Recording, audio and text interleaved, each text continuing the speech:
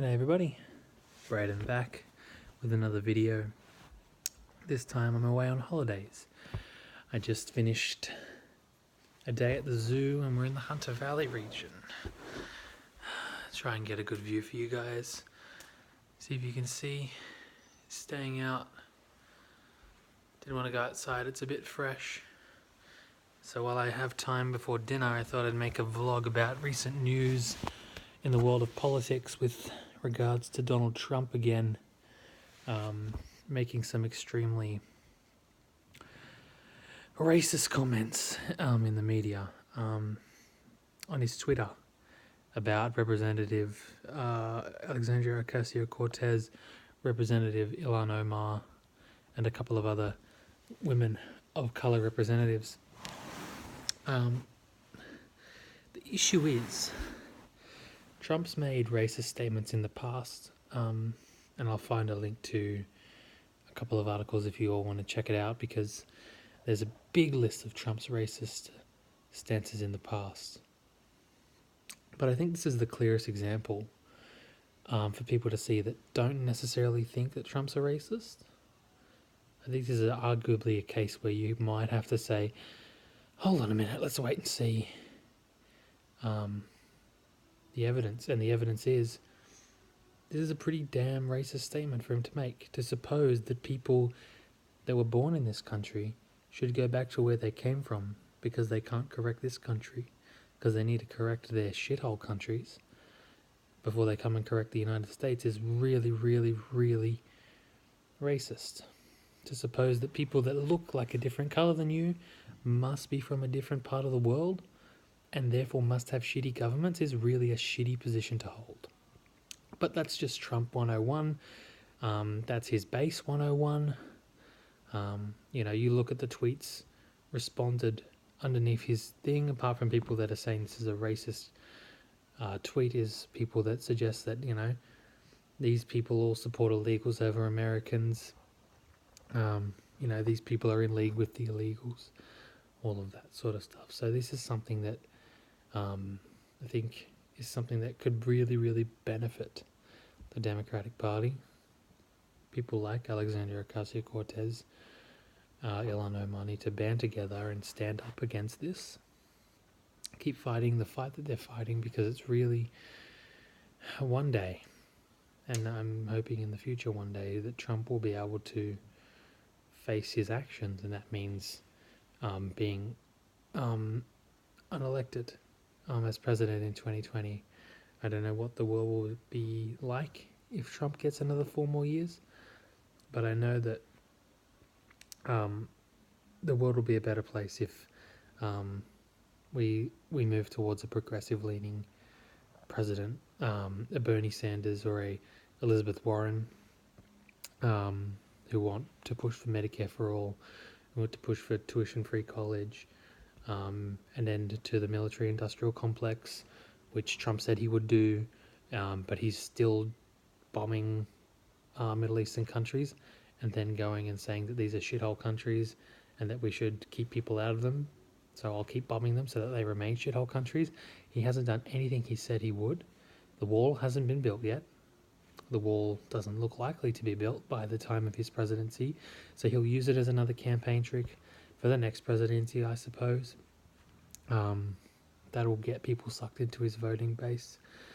So, a progressive look at ending the military-industrial complex, reforming the criminal justice system and the prison systems in America would be something that everybody should be pushing for. Progressive tax, Green New Deal, all these sorts of things people should be pushing for when it comes to the future of America. I would love to see that future here in Australia. I'm going to start covering more Australian politics soon. It's a bit dry at the moment. Haven't had too much to talk about, but always am paying attention for Australian political videos to be making, response videos. They'll hopefully come out soon when I get back from holidays. It's been a while since I've posted, so I will definitely get back to making those videos. I just wanted to point out in this video that Trump is showing his racism clear as day if anyone can see it. You know, Ilhan Omar was the only person out of that list that he listed that weren't born in the United States. They were from Somalia, but pretty sure they're American citizens now. American representative of Congress has to be an American citizen. Alexandria Ocasio-Cortez, born in New York City. All the other people that he pointed out were born in Massachusetts, Minnesota. These people are in your damn country, Trump, and you don't even realize it. No, you're just using this tweet, as he often does, to stoke up the flames of the base, get more division in the country. When people are trying to unify, the progressives are trying to unify, and you're pushing division. And then you go and say that the progressives are the divisors, the Democrats are the divisors. You got people like Charlie Kirk from Turning Point USA who are pushing these narratives on Twitter that suggest that the Americans are the one that's being divisive. You're making these comments about people that represent your own government who are trying to criticize your own government, which is the most constitutional thing one person can do, is criticize the government that you live in and exist under. They're criticizing that, and you're telling them to go and criticize their home country because of the color of their skin. If you can't see that, then there's really no help. We should really be trying to have dialogues with people that can see this and think, this is disgusting, this is not presidential, this is not what we want. And people will claim that the progressives are going on racist tropes of anyone that they disagree with, and maybe that has some fair calls every now and then, but this is definitely not one of them. This is a racist attack from President Trump against representatives of his own country.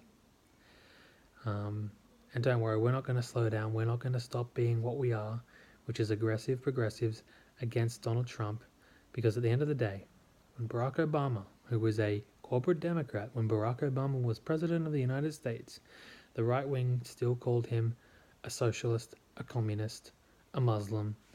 They threw every trick at the book at Barack Obama, Barack Hussein Obama. They would always state his full name to give these racist dog whistles to their base.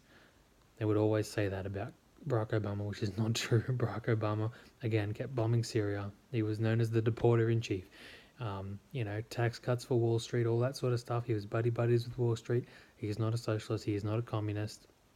He's not anything like that. But the right-wing machine will just keep pumping out these words. And so if they want to, tell us that we're pumping out these words when we don't mean it, they need to look at themselves in the eyes, look at themselves in the face, and realize that they are actually worse than us when it comes to these sorts of things. They run the power in this country right now, and they're still doing it. So, stand truth to power. Subscribe to their channel, like if you like the video, share this video with your friends, and as always, I'll see you in the next video. Thank you.